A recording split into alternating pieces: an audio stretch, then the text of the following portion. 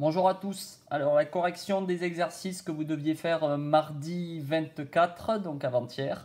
Je vous laisse la correction du numéro 22, page 155. On va regarder rapidement ce qu'il fallait faire.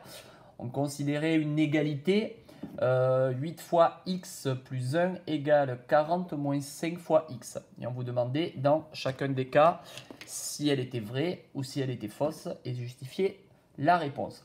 Donc je vous rappelle, une égalité, c'est lorsqu'on a un signe égal, un membre de gauche, un membre de droite. Donc ici, on a bien une égalité. Cette égalité peut être soit vraie, soit fausse, suivant la valeur que l'on donne à x. Donc on va essayer pour x égale 1. Je calcule le membre de gauche pour x égale 1. 8 fois x plus 1 est égal à 8 fois 1 plus 1. La multiplication est prioritaire, ce qui fait 9. Je calcule le membre de droite, 40 moins 5 fois 1. Donc ici, lorsque je remplace, la multiplication est prioritaire, on fait attention. Donc 40 moins 5 est égal à 35. Dans le membre de gauche, je trouve 9. Dans le membre de droite, je trouve 35. Comme 9 et 35 ne sont pas égaux, on dit que l'égalité est fausse pour x égale 1. Alors on fait attention à la rédaction, parce je vois souvent une rédaction de ce style où les calculs ne sont pas séparés, c'est-à-dire on remplace et on met directement au milieu le signe égal. Alors cette rédaction, elle est fausse et elle est très incorrecte. Je ne peux pas me servir du signe égal, étant donné que je ne sais pas encore si c'est égal. Et puis en plus, je me retrouve du coup au-dessous avec cette aberration. C'est quelque chose que je ne peux absolument pas écrire sur une feuille. 9 égale 35, ça ne veut rien dire. Donc, lorsqu'on doit tester une égalité, on prend bien le temps de séparer le membre de gauche et le membre de droite. Peut-être regarder cette rédaction ou expliquer ce que vous faites. Au moins, vous êtes sûr de ne pas vous tromper. Bon, et ensuite, il fallait faire pareil pour x égale 2. Donc, si vous n'avez pas fait d'erreur de calcul, ici, on trouve 17. Là, on trouve 30, donc l'égalité est encore fausse. Et ensuite, pour x égale 3, on trouve 25 et 25, donc l'égalité est vraie pour x égale 3. Voilà pour cet exercice. Pour l'exercice numéro 3, c'était quelques petits rappels, on va regarder ensemble. Dans chacun des cas suivants, proposez une écriture plus simple. Donc a égale x fois 3. Je peux enlever le signe multiplié entre une lettre et un nombre. Donc ça me donnerait x3, sauf que par convention, c'est-à-dire on a décidé de mettre toujours le nombre avant la lettre. Donc on l'écrit 3x. De la même manière, le b, 8 fois y, s'écrit 8y.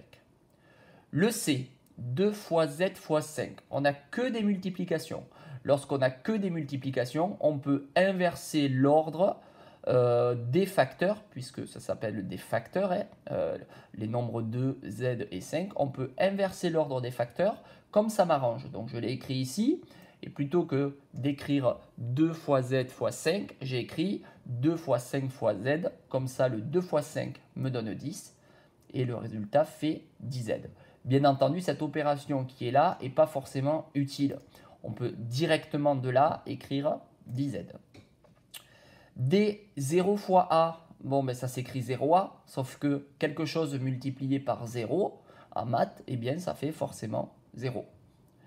1 fois B, 1 fois B ça fait 1B, et le 1 qui est devant est inutile. Le 1 ne sert à rien, 1B c'est la même chose que B. C fois 4 fois C. De la même manière que tout à l'heure, je peux les mettre dans l'ordre où je veux parce que je n'ai que des multiplications. Donc 4 fois C, et il faut faire attention, C fois C en maths, ça donne C au carré. C'est quelque chose que vous avez déjà vu normalement en 5e, et puis de toute façon, on l'a vu lorsqu'on a fait le théorème de Pythagore. Donc C fois C égale C au carré, donc l'écriture 4C au carré. Ici, on n'a que des multiplications encore, donc je le mets dans l'ordre où je veux. 2 fois 9 fois x fois y, mais je peux passer directement à 18xy si je me sens à l'aise. Et puis le h, il est un petit peu différent parce qu'il y a un plus au milieu. Alors s'il y a un plus au milieu, je ne vais pas pouvoir tout regrouper comme j'ai fait dans le calcul par exemple d'avant. Je vais juste être obligé de m'occuper du 3 fois u, ce qui s'écrit 3u, et du 11 fois v, ce qui s'écrit 11v. Voilà. Et je ne peux pas simplifier 3u plus 11v parce que je ne peux pas ajouter des termes en U et des termes en V. Voilà pour la correction de ces exercices. Pour aujourd'hui, le 26 mars, j'ai encore mis quelques rappels sur des simplifications d'écriture, des choses que vous savez, ça va vous permettre de les mémoriser, de vous les rappeler sur l'histoire des signes multipliés utiles ou inutiles. Voilà. Ensuite, vous allez devoir me simplifier les expressions en utilisant au carré ou au cube.